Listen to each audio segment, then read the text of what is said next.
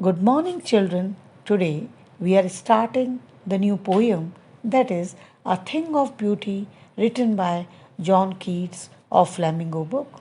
John Keats was a British romantic poet. He sees beauty in everything and he writes, A thing of beauty is a joy forever.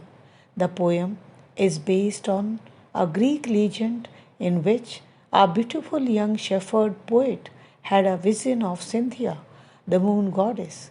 He decided to see her through the forest and the sea. The poem states that the beauty removes all unhappiness from our life, and the nature is an endless treasure of beauty. This poem reflects his attitude towards beauty. The poet believes that beauty is intransient and gives us the same pleasure again and again. Beauty plays a very important role in everyone's life. He says that beauty is not physical but spiritual. Now, let's us understand the line wise explanation of the poem. Stanza number 1. A thing of beauty is a joy forever. Its loveliness increases. It will never pass into nothingness, but will keep a bower quiet for us, and a sleep full of sweet dreams, and health and quiet breathing. Now, understand the passage. Now, here the poet says that a thing of beauty is a joy forever. Beautiful things provide us long lasting joy. Loveliness of beautiful things increases with the passage of time. Beauty never passes into nothingness, that is, never fades away, and provide us bower. Bower means shelter to us. Beautiful things are compared to shady place under the tree. Shade as well as beautiful things give us happiness and provide us peaceful sleep full of sweet dreams. Beauty of anything also makes us healthy and give us peaceful breathing. Now let's start second stanza. Therefore, on every morrow are we breathing a flowery band to bind us to the earth, spite of despondence, of the inhuman dearth, of noble natures, of the gloomy days, of all the unhealthy and over darkened ways made for our searching. Now, try to understand this. In this stanza, the poet says that on every tomorrow, that is, the next day, we are breathing. Breathing means surrounded or covered by. We are surrounded by flowery band, that is garland. Garland here is compared to beautiful things. The poet says that these beautiful things bind us to the earth and in spite of despondence. Despondence means disappointment, inhumanity, and scarcity of noble nature, that is, good people, and sad days, and other unhealthy and over darkened, that is, worst ways we make our way to lead our life, that is, made for our searching. The poet says that in spite of all bad things, we exist in this world because of the existence of beautiful things. Now, stanza number 3.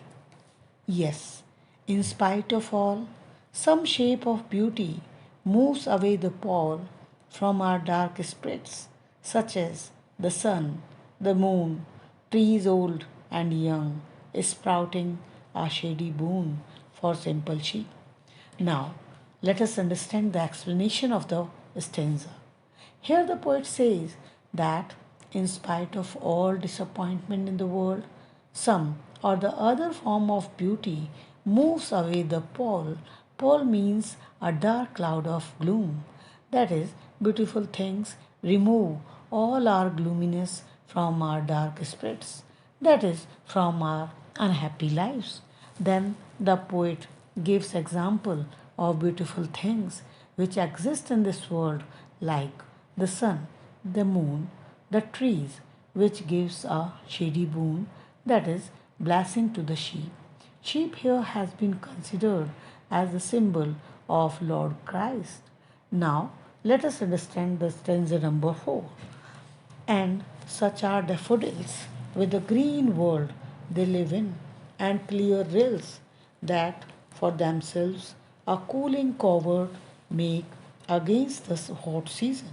The mid forest brake, rich with a sprinkling of fair musk rose blooms. Now, see the explanation of this.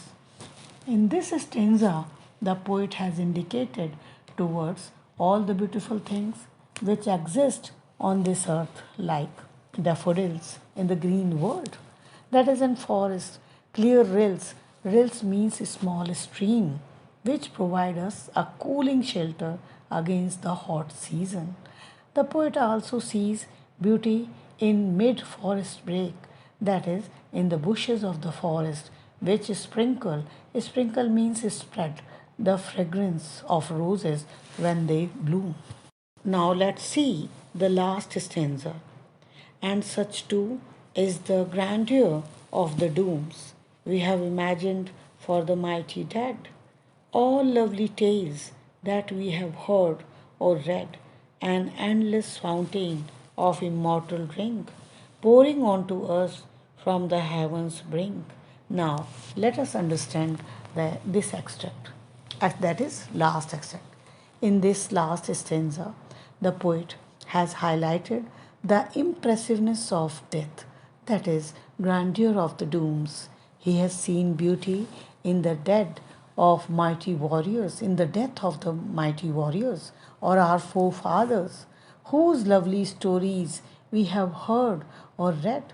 He says that these beautiful stories of great people as well as other beautiful things are like a continuous fountain which pour onto us the immortal. Immortal means eternal drink from the heavens brink, that is, edge of the paradise.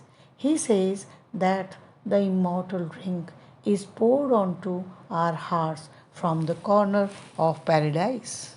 Now, try to understand the poetic device in the poem. That is, number one is metaphor. You know what is metaphor?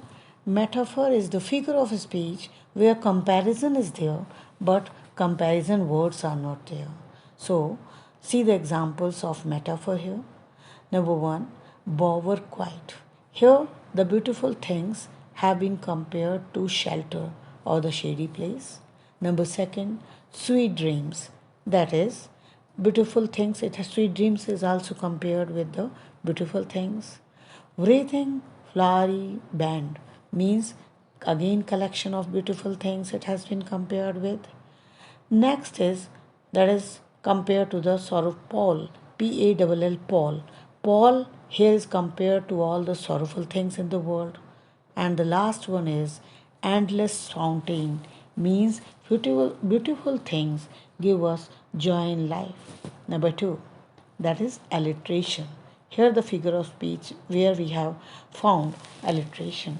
Alliteration where there is the repetition of the consonant sounds in the nearest words or the with the gap of the consecutive words. Number one is noble natures. Here Annan is there. Second, cooling covert. Third, band to bind. Now, number three, the poetic device here used is imagery. That is, use of imagination by the poet in flowery bands, shady boon, daffodils in the green world, clear rills, cooling covert, grandeur of dooms, endless fountain of immortal drink. Now, last poetic device which the poet has used here is transferred epithet. Transferred epithet is the figure of speech where adjective qualifies the noun. So, here the examples are gloomy days. Days are the noun here and the gloomy is the adjective. Unhealthy and over darkened ways. Here also unhealthy and over darkened is adjective and way is the noun. So here ends are poetic device. Now let us understand the message or the theme of the poem. John Keats put forth a message that A thing of beauty is a joy forever. It gives us peace and sleep full of sweet dreams. In this world, we suffer from jealousy, disappointment, and lack good human qualities. These things make our life gloomy. Often we develop evil ways that cause us suffering and pain. The nature removes all our pole from gloominess and suffering to the natural beauty. The poet further says that the thing of beauty is a joy forever. It is the source of constant joy. Beauty can be found everywhere. It is something that has the ability to transform lives. The poet says that beautiful things remove negativity from our life.